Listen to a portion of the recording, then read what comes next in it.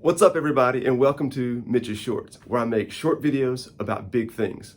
This semester, we're going through Genesis every Wednesday night here at our church, and I will be making videos every Thursday, hopefully giving a highlight reel of the big truths we talked about. Obviously, I've not followed through with this always in the past because of busy pastor life. So I'm going to ask you to cheer me on and help me not become a failed YouTuber like I was a failed Insta model that one time. Okay, moving on. Genesis, we're going to answer two questions right here out of the very beginning of the book. How was the world created, and why did God do it? Honestly, probably the most profound question in all of life. Why did God create the world? Starts out really simple. Genesis 1:1, in the beginning, God created the heavens and the earth. It's just that simple. There are a lot of theories on how long it took, or how it happened, or where were the dinosaurs, or did we evolve, or whatever. The reality is none of that matters. What really matters is that God created the world from nothing. And we can always get into the debates about did Adam and Eve have a belly button and all those great things, but none of that truly matters. What really matters is God created the world from nothing.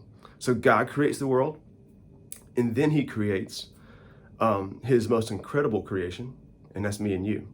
So Genesis 1:27, the Bible says that God creates man and male and female, man and woman, in his image. And that means that we are image bearers to the King. Even if we're not Christians, even if we're just, human, Christian or not, it doesn't matter. We all bear the image of God.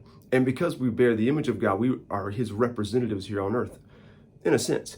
And not only that, we have the capacity to enjoy things the way God enjoys things.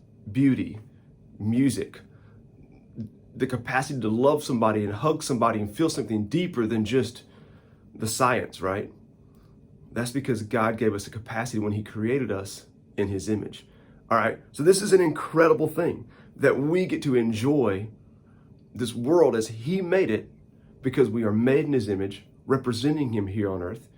And also, we're made in his image and we're made like him, so we get to enjoy things that are beautiful. There's no reason to sit and enjoy a sunset other than it's just beautiful. There's no reason for two people to hug each other other than there's something emotionally healing in it that God put in us because we're made in his image. And this brings us to a really strange question. Why did God do it? Why would God make the world? Why would God create us? And here's the reality. God created us to glorify himself. Now that sounds really self-serving, I think, at first glance. God created the world and he created us, and it's all about his glory. It's almost like he created a cheerleading team or he created a people to rule over, but that's really not it at all.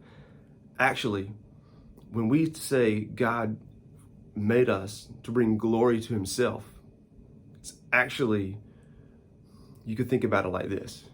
God in his goodness and his joy and his perfection said, I could share this. I could create humans and share this with them. And that way they could partake in this glory and joy and goodness I have. So whenever God created the world, he created it to share his glory with us.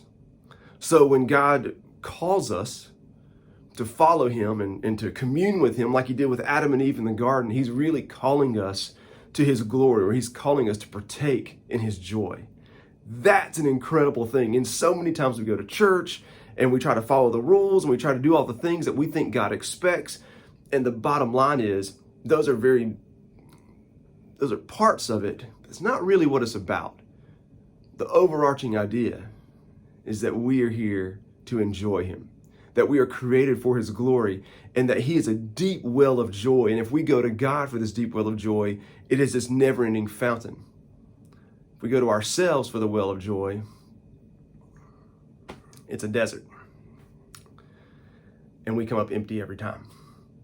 Which brings us to the last thing. So God created the earth, he created man in his image, and then whenever man sinned, Adam and Eve, and they basically tried to make themselves God, glorify themselves, which is exactly what we do when we sin, in an overarching sense.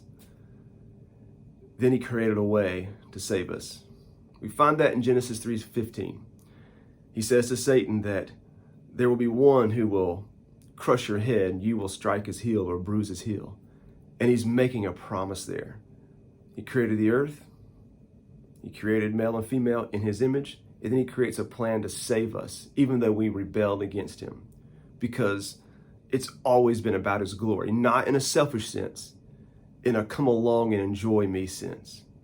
God has immeasurable joy waiting for us. And this idea of not sinning and the idea of going to church and reading the Bible and following the rules, yeah, that's all really important, but it was always meant to bring us to his joy. It was always meant to bring us joy. And so that's what I encourage you to do. Instead of getting so into these little details, think about the overarching idea of Genesis. God made the world, then he made us, and he made us like Adam and Eve to have perfect relationship and communion with him, that we can walk with him and enjoy him forever. And then when we ran from him, he made a promise right there in Genesis 3, right there in the garden, that, you know what, I'm going to get you back. And you're about to read the most beautiful story ever told of me sending my son to get you back so we can restore the fellowship that we were meant to have, enjoying God, enjoying each other. That's what Genesis starts with. That's really what creation has always been about. And I hope you guys will listen in over the next few weeks. Remind me if I miss a week. Cheer me on, like it, subscribe, do all those things that all the fancy YouTubers say. And we'll come up with another video next week. Hope to see you soon. Thanks for watching my shorts.